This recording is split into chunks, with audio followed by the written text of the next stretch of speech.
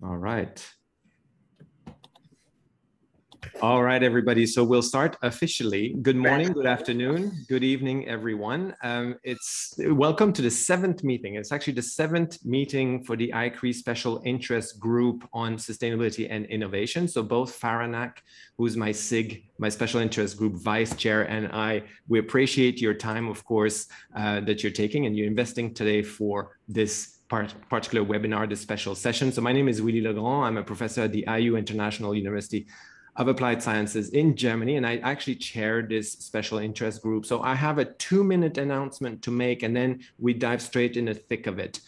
For those of you on this call who do not know about ICRI, ICRI stands for the International Council on Hotel, Restaurant, and Institutional Education. It is a not-for-profit organization for schools, colleges, universities offering studies in hospitality and tourism.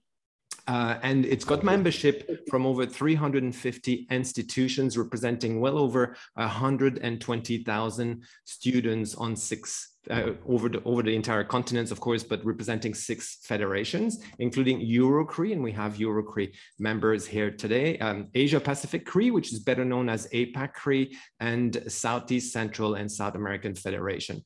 I also take this opportunity, because we have so many ICRI people on this call, I take this opportunity to also mentioning that ICRI celebrates its 75th anniversary this summer at the yearly conference that's taking place in Washington, D.C. on August 3rd to 6th. And so we can say, all of us, happy 75th birthday, ICRI. I'm sure you will have a good time at the conference.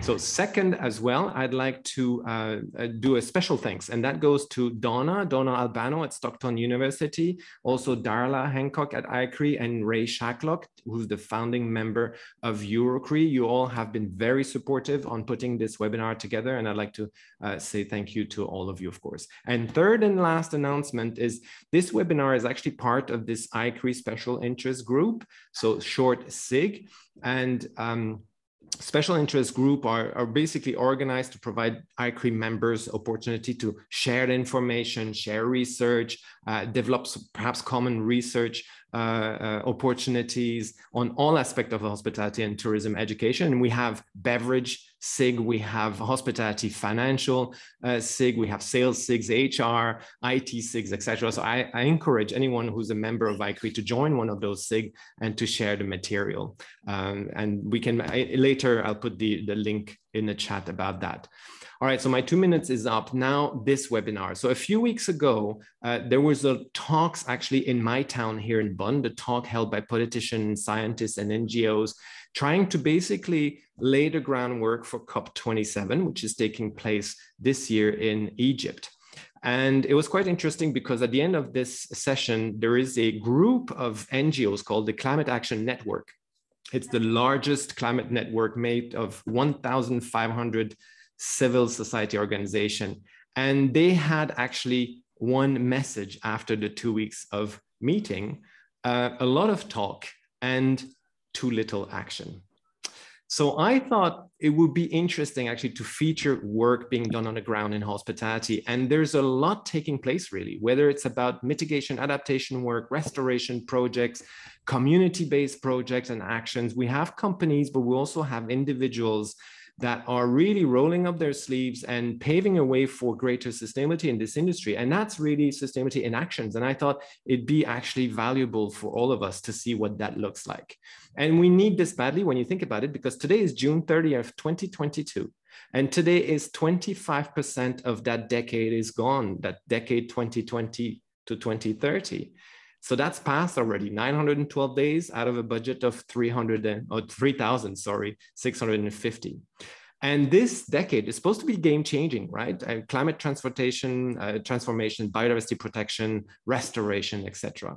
So without any further ado, let's see what actions on the ground mean for our industry, and who is better to let us know that than our industry experts today. So welcome Inge Huijbrechts, who's the Global Senior Vice President Sustainability, Security and Corporate Communication at Radisson. Inge will talk about the Hotel Sustainability Basics, about Radisson's endeavors, about some of the Sustainable Hospitality Alliance work and resources.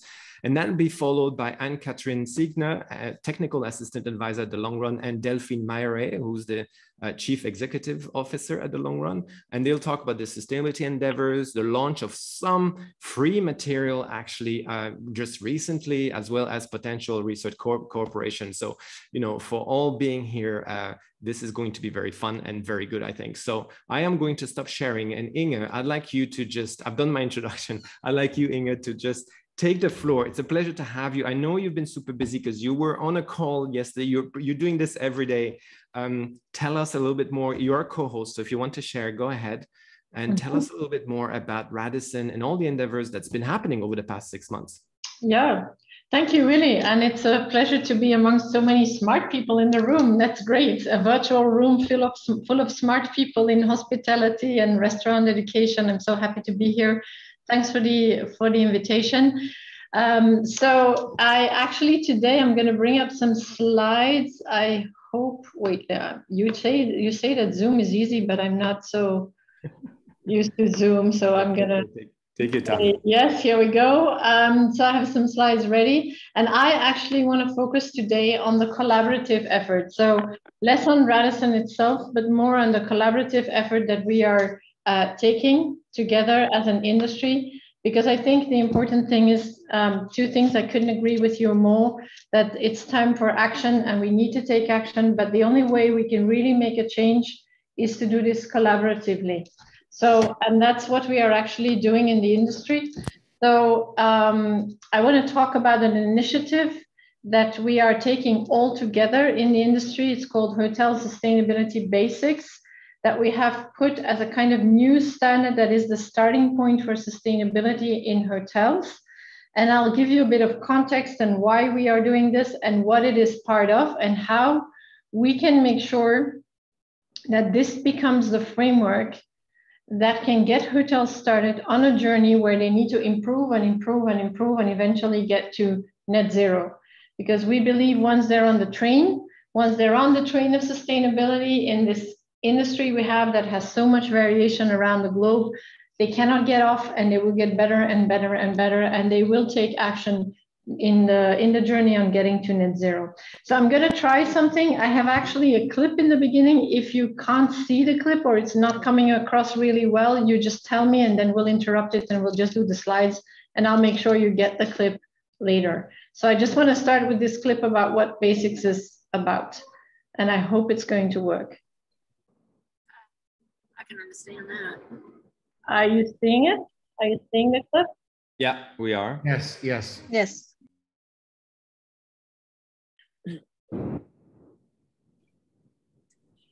We don't have sound, however. No sound? No sound. Okay, so then I'm going to stop this because it has a soundscape and it's actually really nice, but then I encourage you to look at it at your home when I'm sending it because you have to have the sound. Now, anyway, I just want to maybe close this. So I think you all saw, and I'm sure you hear it and read it all the time. There was just a lot of media coverage about the Expedia Sustainable Travel Survey. I don't have to tell you that guests actually want sustainability. And there is a huge drive. These are numbers of what guests are asking for in terms of sustainability. In the recent Expedia Sustainability Survey, it was said that 90%, 90%, so almost all the travelers want to travel sustainably, but 70% don't know where to start. And you can see here, 72% say that travel companies should offer more sustainable choices. So there's still an enormous amount of confusion. People want to do the right thing. They want to do good by booking right, but they don't know where to start and they don't know which companies to choose. So to answer that, we have set up a framework and a new movement, which is called the Hotel Sustainability Basics. So it is supported by all these companies and more. It is supported by hotel companies. It is supported by destinations. It's supported by associations. And it's actually a global movement today of companies representing 50,000 hotels. And really around the globe, we have the biggest companies in China, we have the Hotel Association in India, we have the Hotel Association of Zurich. So it's really a lot of different destinations, a lot of different places who are behind this.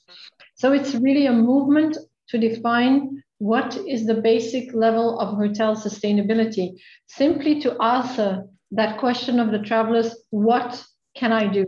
How can I book? Because today what we see is that there's framework fatigue. There's so many frameworks popping up. And what we said is we need to come together to say, what's the starting point? And then also verify it. So I'll come to that. So actually, we're pretty happy about what we've been able to do because, you know, I think it was Mark Twain who said, I didn't have time to write a short letter, so I wrote a long one, which actually is a good illustration. We never thought we would be able to come together as an industry and say, what is the essential part of sustainability? Where do we start? Where do we want hotels to start? And we managed to do that. After a lot of in-depth conversations and debate, we actually managed to define the starting point of sustainability that all are behind and that all companies stand behind. And it has three elements. It has efficiency, planet, and people. So I'll come to explain what is included. It's also actually part of a pathway. I also want to indicate this because we call it basics, and that's what it is. It's the starting point of sustainability. We defined it together with the Sustainable Hospitality Alliance and the World Travel and Tourism Council. Those are actually two industry bodies. One is working exclusively on sustainability in hotels, and the other is actually working on tourism and travel value chain, but they have a heavy sustainability focus.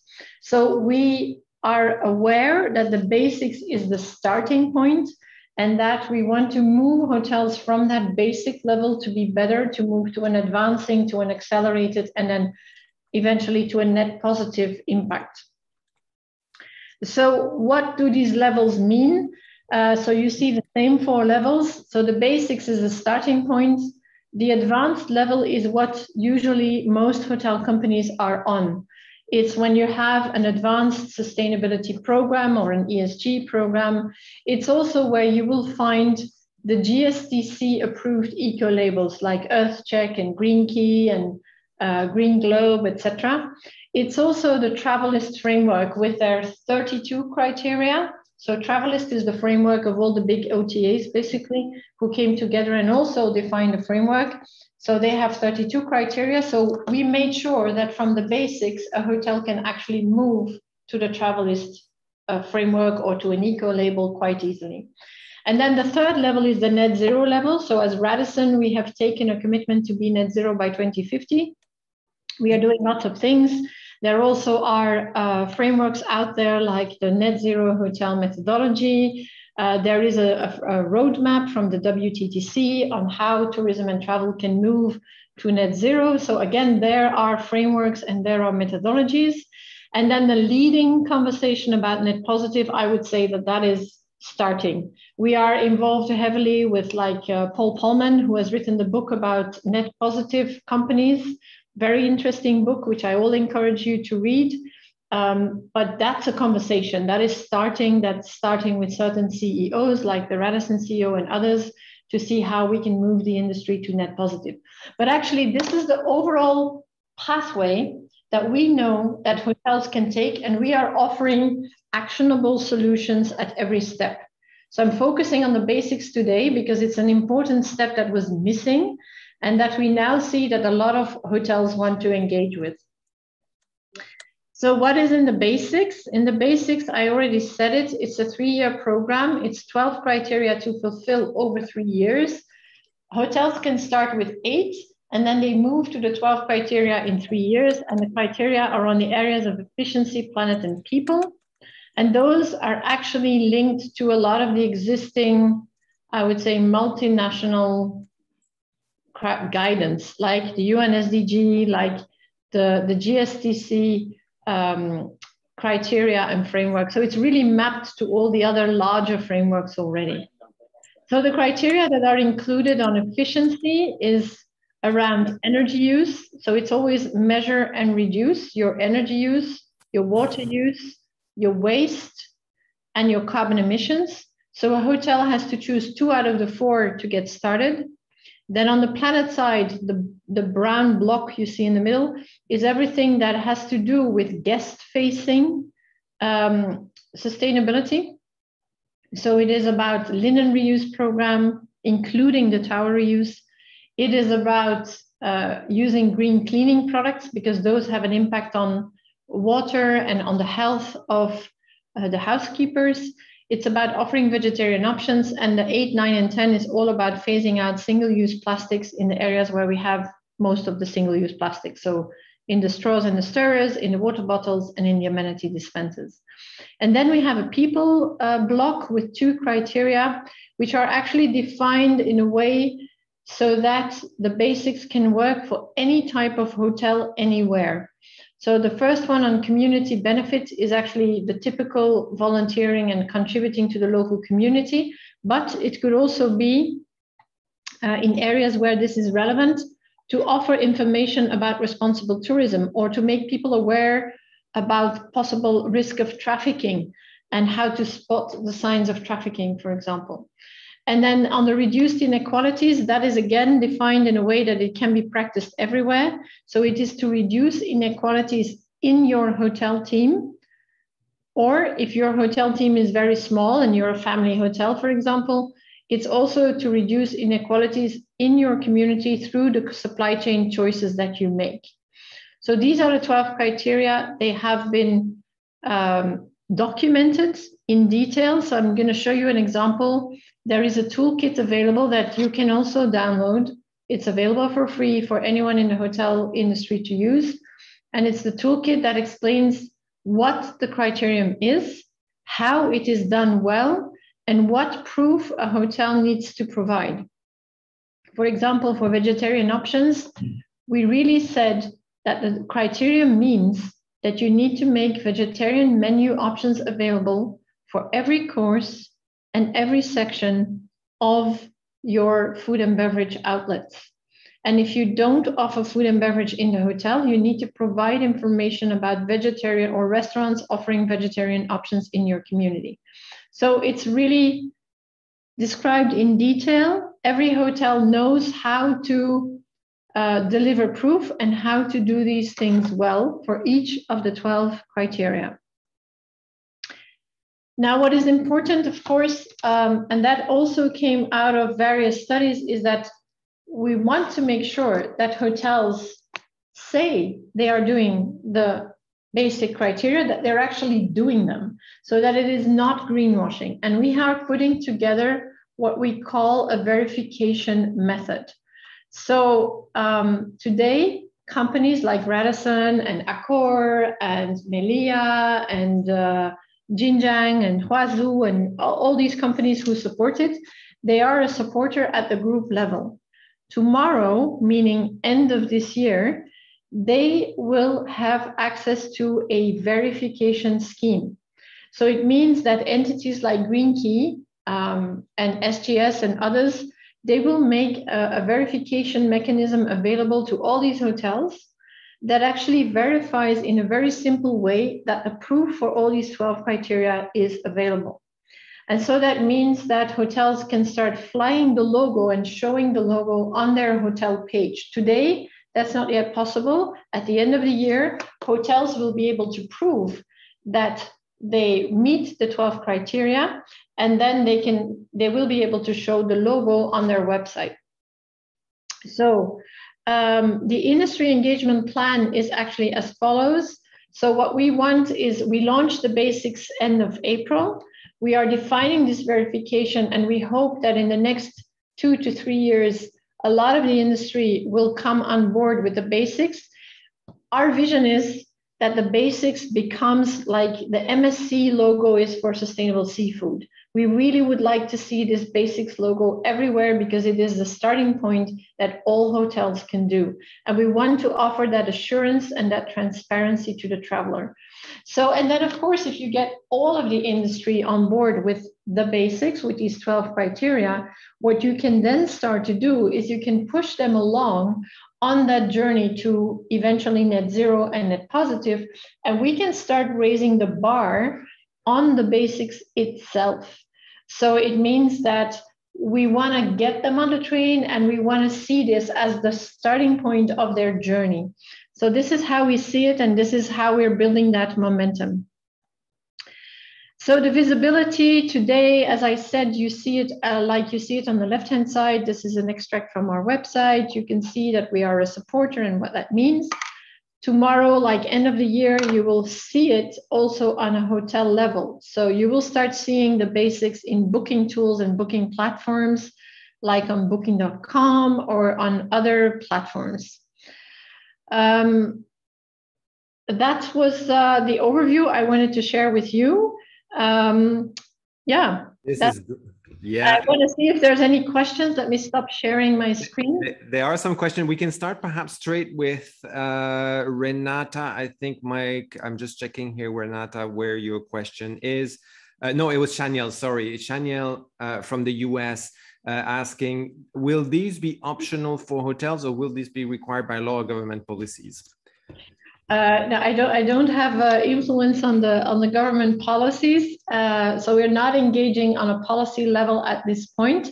I think what the strength of the basics now is that we have, like, for example, big hotel associations. If you're looking in India, if we work with the Hotel Association of India and they promote it to all the hotels that are like international brands and the independent hotels, then at one point we will have the opportunity through them to go talk to the ministers of tourism.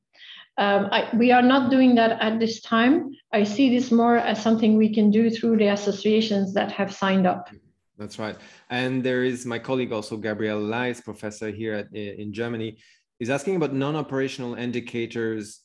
To what extent are those included? Of course, embedded CO2 in buildings, not in that hotel basics. In fact, embodied carbon is something we're talking about separate to this, but non-operational indicators in terms of efficiency. Gabriel, do you want to say a few words about that? Yeah, thanks, Willy. And thanks, Inge, for the amazing work you're doing. That sounds really great. Yeah, I was just wondering in how far your basics context in any way involves non-operational emissions, because I mean, of course, the building is such a big part of emissions in terms of the whole hospitality industry. So that was one question. The other one was in terms of commitment towards this new scheme of yours. How do you see the progress in small and individually managed hotels? Because what you've been talking about is mainly driven, I take it, by the large international chains. Any idea on the small independent hoteliers? Yeah, so on the first question, I would say that what we are doing with the Carbon Measurement Initiative, for example, this is the industry standard carbon measurement tool for operational carbon, right? So it is scope 1, scope 2, nothing with embedded carbon in the buildings. I think that's a whole different subject. And actually, we are starting the conversation also with the assets, so the real estate industry, because it's pretty different, right? We are the operators. And if you're thinking about what you can do once a hotel is in operation, it's operated in an efficient way and make sure that your electricity is renewable. That's part of our net zero strategy. We are also starting the conversation on basics, what you need to do and how to go to a pathway of net zero on the real estate side. We don't own the real estate in Radisson and in many of the international groups. We don't own the real estate. So we have to have that conversation with the developers and the owners. And that is happening. It's happening through other bodies. We are starting that. So, and I think, for example, what you also see is that in tools like, I don't know if you know it, but the Edge Green Buildings tool that has been defined by the IFC actually has specifics for hotels. And there you have embedded energy in the building. So you can already do some modeling there. But I would say that's not a conversation in the basics, and it's actually really focused on measuring the efficiency, making a plan to be more efficient, but from an operational side on scope 1 and scope 2. And then your other question about how can we involve independent hotels, we actually already are. Because I think you have to think also that in these large brands, I always say it's not like we control to 100% our 1,700 hotels in 120 countries, because a lot of those are, for example, franchisees, or even if you are in a managed context, we don't really 100% control what they are doing. Mm. So in a sense, you could already say that we, as the big brands, already have like small and mid-sized enterprises. You have these mom and pop shops who own, and they are wealthy people, they own a hotel, or they have a hotel, but they are almost like an SME. So we already have them in our own networks, and that's why we did the basics, because we can do it everywhere. And the second thing is we already have, on top of the 67 supporting organizations, there's now over 300 people who have expressed their interest on the website of WTTC. We are now going, not we, Radisson, but WTTC is going through a validation process to see if these people want to come on board as a supporter. And there are independent hotels in there. There's also like very small chains that are a member of the WTTC and that have already come on board. So you already see that it's working. Like, for example, what we have with the Zurich Hotel Association, we are going to pilot the verification process with them and with others, but they have 160 hotels, and some of them are big brands and some are independent. So they will be part of this process, and we will learn about the verification in that way. So we really hope to, because we make it available for free, we hope to really involve everyone and to offer hotels. I know some of the independent hotels are so advanced. Because we always talk about the brands being advanced, but the independent hotels, there are some that are fantastically advanced. But there are some who don't know where to start. And even in our franchise world, when I speak about net zero, they look at me as if I'm from another planet. And it's normal, because it's something that is daunting and so far away. So we hope with this that I think we nailed it in a way that we see that there's already independent hotels also coming on board. Yeah, I guess one of the beauty of what I have seen happening now over the last couple of years and recently as well is this amazing collaboration between actually competitors in the field. On a sustainability front, being collaborators or cooperators rather than competitors, which is really what's needed. And Inge, I'm sure you would agree with that as well. Yeah, I think we need to pool resources on some things. And that's what we're doing. That's what we're doing in the Sustainable Hospitality Alliance with the pathway. That's what we did with the basics, with WTTC. And the good thing is we kind of know each other quite well, all the sustainability people. And so if you have that platform of trust, then you can do things together. And that's what we're doing. There's a question from Henri. Henri is the current president of the Eurocri, so the European pendant of this. Henri, are you around? Henri, maybe you want to ask. Henri is a consumer behavior researcher and sustainability researcher, and you have a questions on bringing in the consumer experience into this, the consumer. Henri, do you want to jump in? Yes, thank you very much, Willie. Yes, thank you, Inge, for the presentation. That looks really promising in the sense of what you're talking about, the booking.com, other booking channels, bringing these labels, bringing this into that consumer interface. But I'm also interested, then you can obviously only talk for your hotels, but maybe perhaps also what's the general feel in this group. Will these labels, will these systems be visible to the customer, to the guest in the hotel as well? So let's say a guest who hasn't paid any attention to this when making the booking would notice this and perhaps next time be aware. Is this a feel in Radisson or in the whole group? I would say maybe from a Radisson perspective, so we created a logo and a label and a stamp specifically to make it visible so that it becomes, because when we all shop and when we book and when we travel and when we do things, you want it easy. So we hope to make this label something that is really recognizable and that will be in the minds of people. In a hotel, there's always the balance that we need to have between not cluttering the room with collateral, but also explaining it. And these days, what we see is a lot of the QR codes and things that people can scan actually make it easier. And I think what we had a lot of learnings also from our safety protocol. So the COVID prevention safety protocol, with having some interaction, with having QR codes, and you see that people do want to know. Some people, not everyone, but they do want to know. And so we're experimenting with these digital ways of communicating without cluttering the room, because otherwise the brand people would kill me. Thank you so much, Inge. Thank you very much. Yeah, it's great. Thank you so much, Inge. I know that we need to move to the second part. So this was Inge Huijbrechts, Global Senior Vice President, Sustainability, Security, Corporate Communication at Radisson. Inge, it's been really a pleasure. If you have to go, go.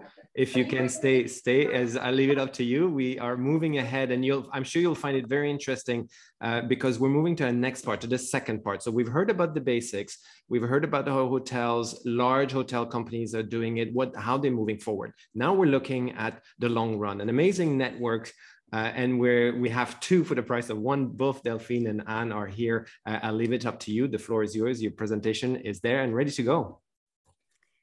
Thank you, Willie. Anne is in charge of the presentation, so I'll just say next. Thank you for having us. I think it's really not yet next, but it's great to be in this forum, and it's been fantastic to hear, Inge's talk, looking at how the industry is, the movement is growing, the action movement is growing, which is really exciting.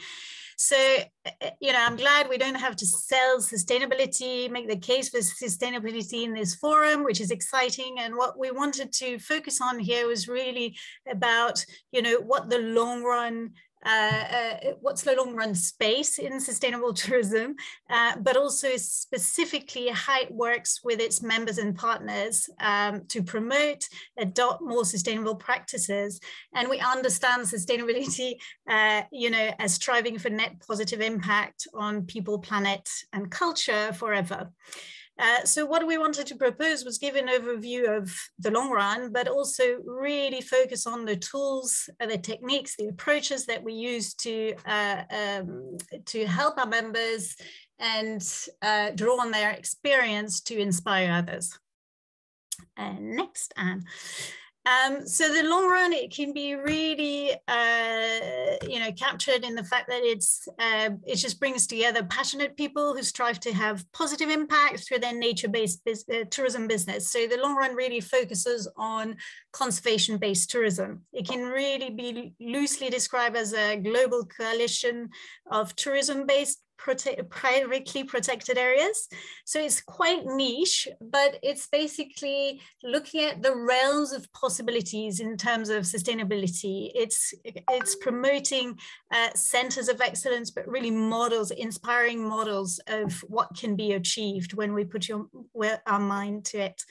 And we bring our members together to learn, exchange, scale up, and something that from Gabriel's input earlier, we specifically work with independent small and medium businesses, and who are pushing boundaries in their areas. So bringing them together to tap in a global network of peers.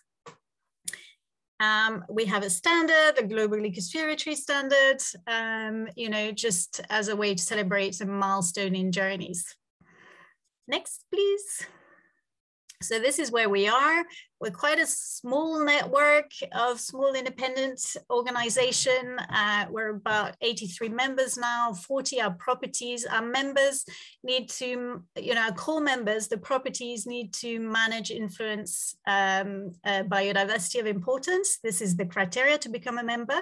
And as you can see, we're thinly spread all over the planet, showcasing a huge diversity of models to conserve biodiversity through tourism in the long term. Next, please.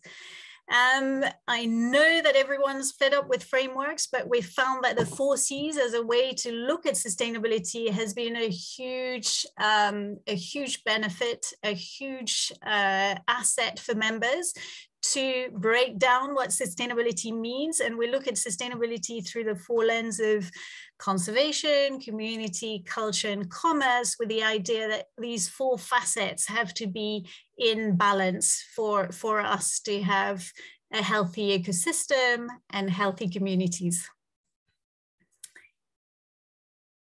The mind shift, and we've been going at it for now 11 years. So the long run was born in 2009. So we've managed to draw, you know, a lot on our members' experience. But basically, the mind shift for members to adopt the 4 C's principle and kind of go on this journey for us is striving for net positive impact. And I think Inge, you know, looking at the pathway, which is very exciting. You know, we have no time really. Mitigating our negative impact is just not enough.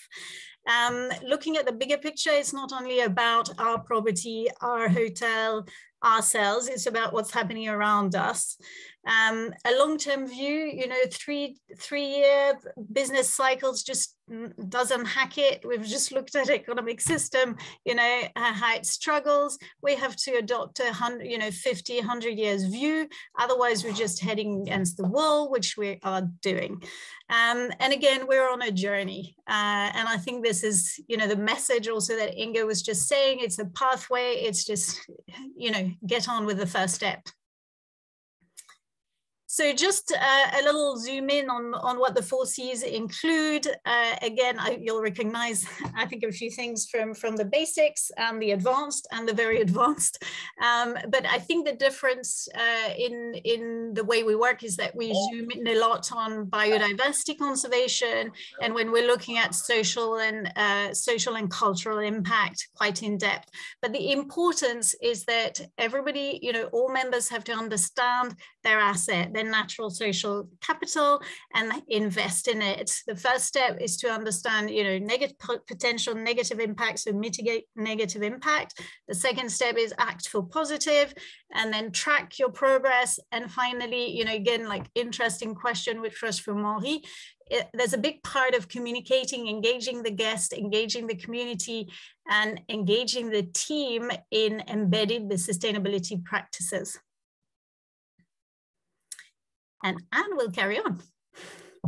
Yeah, so just a few more words, a little bit more on how we do it. So for us, it's really important that we leverage our members from all around the world as to that tourism can be a force for good.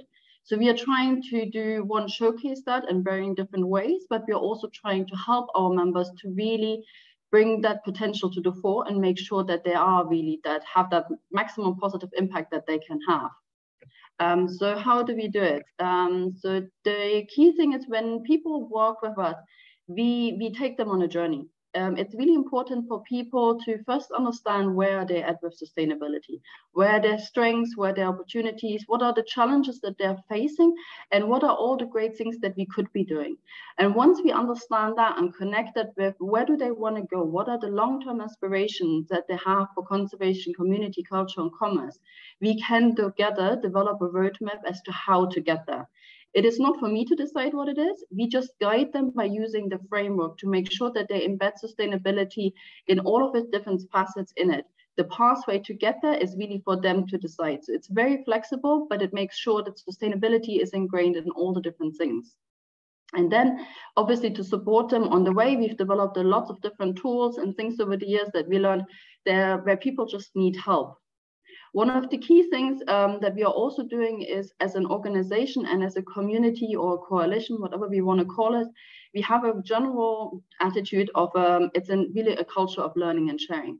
We are organizing an annual meeting where people come along from all around the world, where they can experience a destination and really see how the 4 C's are translated in practice. What does it mean to embrace culture in Kenya or in the Maldives or in Brazil? Like, what are the different aspects of it and how can I do it and why am I not doing it?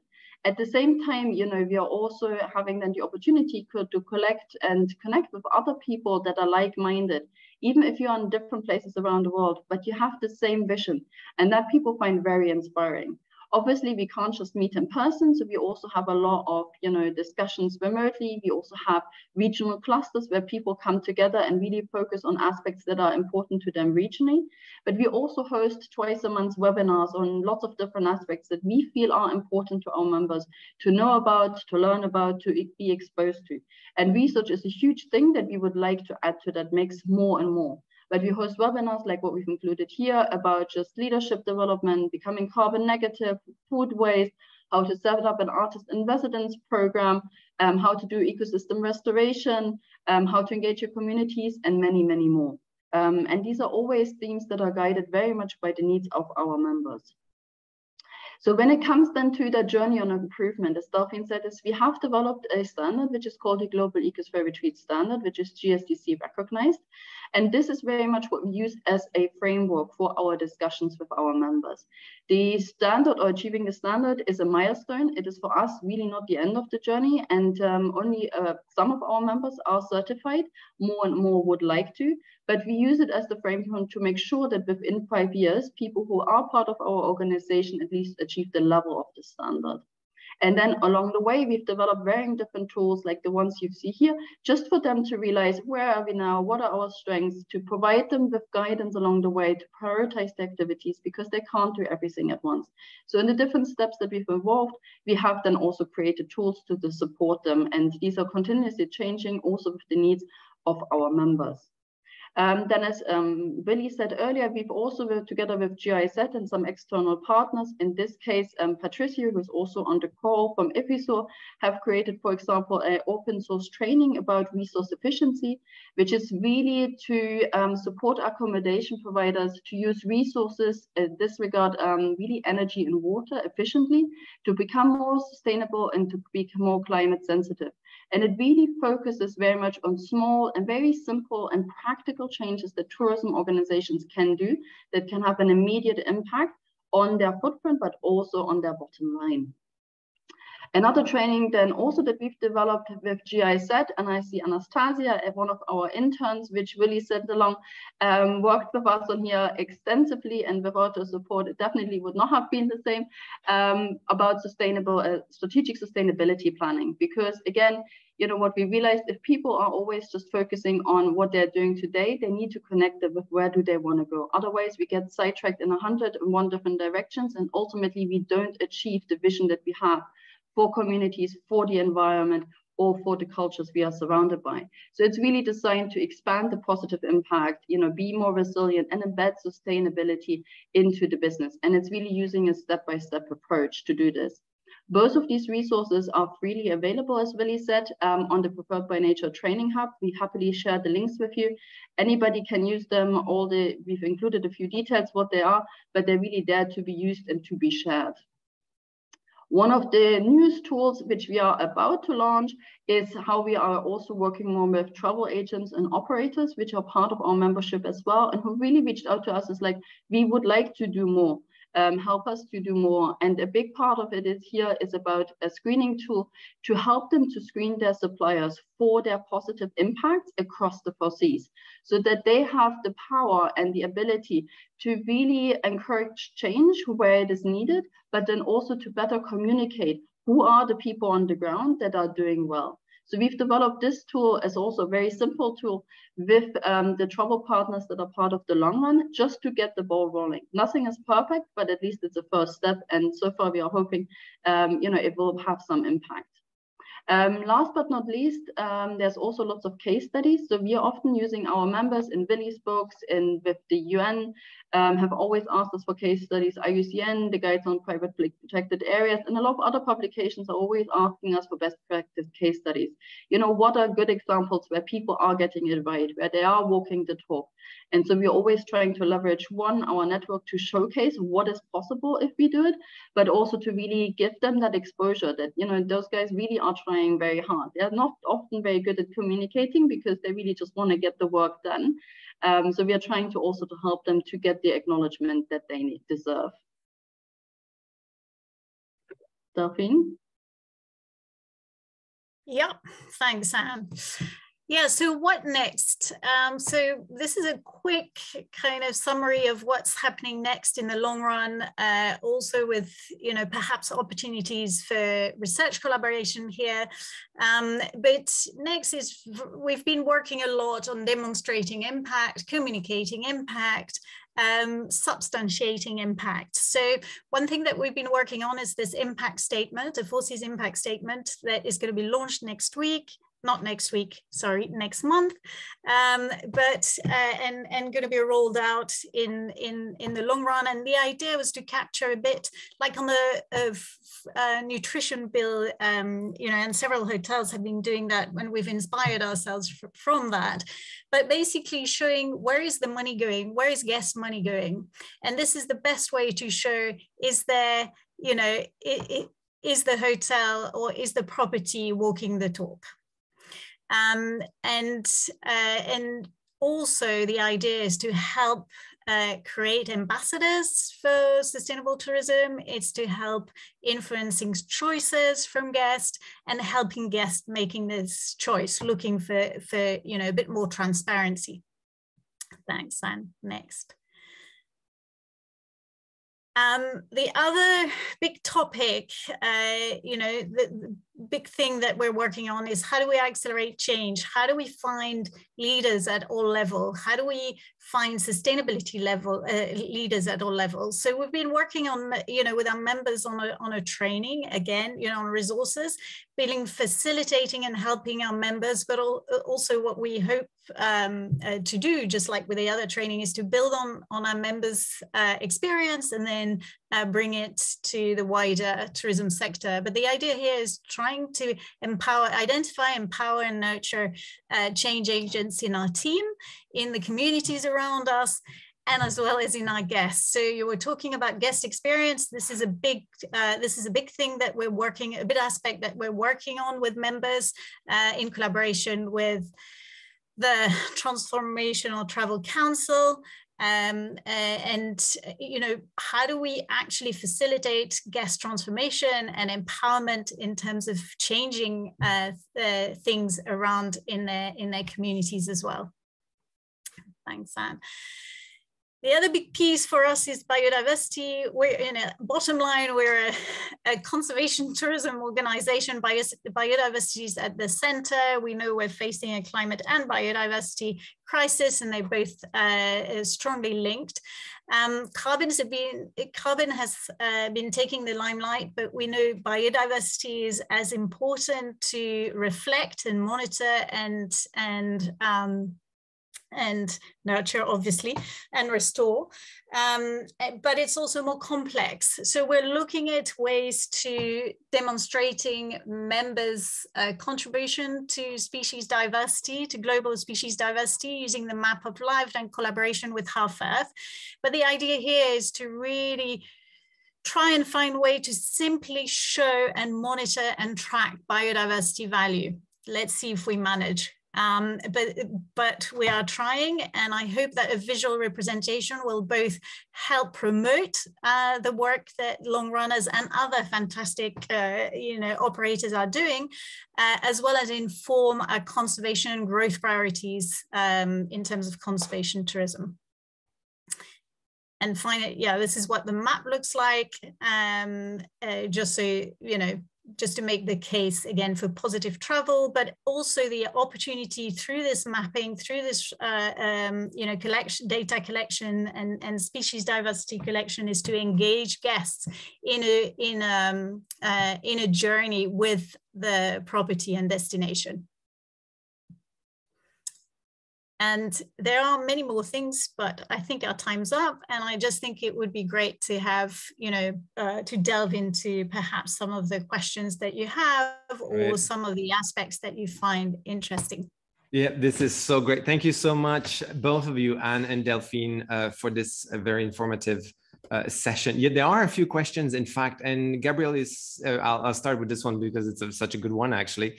And he's asking, do you measure in any way whether guests book long run property because of your sustainability efforts, or because they just find the property stunning, which really they all are? So I don't know if you have any data on this. That's a great question. We don't. We believe that both our efforts, we have a member who says, you know, guests don't necessarily know what they're getting into when they come, and then they become advocates. So I think more and more, so my honest opinion is that more and more, as sustainability becomes a commercial USP, they will book also for the sustainability, but obviously the styling part is a big part. So because we're talking a lot about this idea of having experience that are transformational. So you go on holidays and you come back as a different person. Maybe that taps into this because you're saying, you know, they go to the property and they become transformed in some ways. That's quite interesting. And also I'm picking up on another question, and that's for Shaniel. And does this mean that hotels have the option of certifying with both the long run and this Hotel Sustainability Basics? How do they both complement each other? This is kind of an interesting question because in fact, I have both of you here, both Inge and Delphine and Anne here. Do they complement each other? Do they talk to slightly different groups? Obviously, yours is slightly different in the long run because you're a membership organization. Do you want to say a few words about that, Delphine? Yeah, so the GR standard is not only open to our members. So it's not a third party. I mean, it's externally verified, but it's only open to our members. So, you know, it would complement each other. They're also very specific in the sense that they need to conserve biodiversity. So, you know, to be a member and to access the certification. So I think the long run is very niche, and what I look at it as really, again, an example, you know, showcasing best practice examples that can inspire and we can draw from to, you know, simplify, broaden, disseminate other practices. Okay, thank you very much. And Gabriel, do you want to jump in on this one because this is such a good question about COVID, 2 years of go ahead. Yeah, sorry, Delphine, awesome, great work. I've always been a fan of the long run. But I mean, your properties are so beautiful. I reckon people, you know, they don't book it because of your sustainability. They just book it because you're so awesome. Anyway, the question is, I've always wondered, how do you pay for all of this? I know it's a nitty gritty, stupid question, but I mean, sustainability, you know, it also has to make a business case in many cases anyway. And I was wondering after almost 2.5 years, I'm surprised many of you are still operational because you're so small and you don't have the backup of a big chain and the banks that come with it. So how do you pay for all of this? I'm so glad you're asking this question. She didn't pay me to do so. That's right. Yeah, I am because So many of our members don't only depend on tourism. That's one. And part of being a conservation project is also thinking about resilience beyond just the resilience of the commercial operation. So when we look at commerce, it's a kind of holistic approach, looking at different streams of income. Some depend, you know, mostly on tourism. What's happened is we're asking, I mean, all our members are really engaged at the landscape levels. So there's what the property can sustain, what the business can sustain, and then there's other income. A lot have also some foundations, you know, rely on other donations. But what's been really fascinating is that through COVID, none of our members have had to close any conservation. I mean, they've made it through, meaning they're also very resilient business. But secondly, they haven't had to stop their conservation. I mean, they can't stop their conservation work. And this has been supported for a lot by guests, by their loyal network of guests. And I would like to really emphasize what a network of support guests can represent. You know, they become friends of. They've been extraordinary in this crisis, carrying the conservation part and the social part through, along with other donors. By the way, you know, there's been quite a shift, although a lot of donors shifted funds from conservation to COVID-related crisis. They also, you know, were worried that the work of 30 years of conservation, 30 years of conservation might go down the drain. So that was quite helpful. Yeah, and then along the same way, we're keeping with the customer, both Sarah and Henri are asking about this opportunity to transform guest sustainability behavior through that experience now in the future. Do you see this? And maybe that question can go to Inge as well, even though in a larger hotel chain, maybe slightly more difficult. I don't know. This idea of providing an experience which people don't have at home, to which then they change perhaps their behavior. Is that something that obviously you're looking at as well? So it almost go down the field of education, which is what we're doing here. I know this is not supposed to be your role, but ultimately we're all involved into this to some certain extent. And do you want to take that? Because we see that quite a lot as our role. So, okay. And do you want to take that? Yeah, so it's definitely really important, and it is also something we've been discussing with our members. Like, it's always assumed that there will be a transformation, there is a change, you know, by the experiences that are provided. So even if the experiences are maybe very impactful or transformational, we don't really know when people go home what is going to happen. Are they changing any of their behaviors or not? Will they, as a result of being on one sustainable holiday, have others? So we are in the discussion with Surrey University and with Javier Font to potentially do some research there, because he's got a PhD student looking into this, because it is hugely important to us. It is important to our members, because they really want to know, how can we also change our activities on the guest experience that we are doing to have impact. So they also need and would like to really understand this better, because there may be very simple things that they can change and it can have such a big impact. Yeah, exactly. Inge, go ahead. Yeah, I would say for Radisson, it's a bit different, of course, because we don't have these unique properties like you have in the long run, which are focused on conservation. But what I would say is that what we try to do to really engage the guests as much as we can, and that is really helping, is storytelling. So simple thing, I mean, I know it's a classic, so forgive me, but the tower reuse, we linked it to a donation for water charity projects, and we're talking about the water charity projects. You know, we have our hotels. I was just in a training for our new general managers who are talented and moving through the ranks. And one of them was saying we do the walk for water, and we started it years ago, that we do in business hotels, in city centers. We have people actually walk with 2 canisters for, you know, 10 meters or so. And the number of times they walk, they understand that, you know, what is the water issue in communities. We can tell a story, and we do donations linked to that. It's not exactly in the same way as you're doing the fantastic work in the long run, but I do think even in business hotels, that is really the thing we can do. We can have an impact by telling the story, making people aware, and then they think about things next time they travel. Thank you so much. It's coming to an end. I wanted to thank all of you, in fact, all of our attendees, everybody that's registered and that's attending, the questions from the audience. And of course, the key questions is, Inge, have you had a chance to stay at one of the properties from the long run? Perhaps not, because I guess when you travel, you have to stay in your company, right? Not yet, but you know, we're all allowed to travel again. And I did go to the website to check them out. So they're beautiful. They're really beautiful. They're really great. Thank you so much. Thank you, Inge Huijbrechts, Global Senior Vice President at Vice President, Sustainability, Security, Corporate Communication. I know you have you have to carry a lot of hats on your head at Radisson, and as well, Anne-Kathrin Zschiegner, Technical Assistant Advisor at the Long Run, and Delphine Malleret King, Chief Executive Officer at the Long Run. It's been a fantastic session, 1 hour, very packed, but I think it's great. It's, you know, for us, it's great to have the industry coming over here. And I know there's a bit of a call here from the Long Run regarding research. So that's something that maybe would like to pass it around to ICRE and Eurocre members. If this is your field of research, maybe you reach out and you try to figure out what kind of research can be undertaken in a cooperative manner.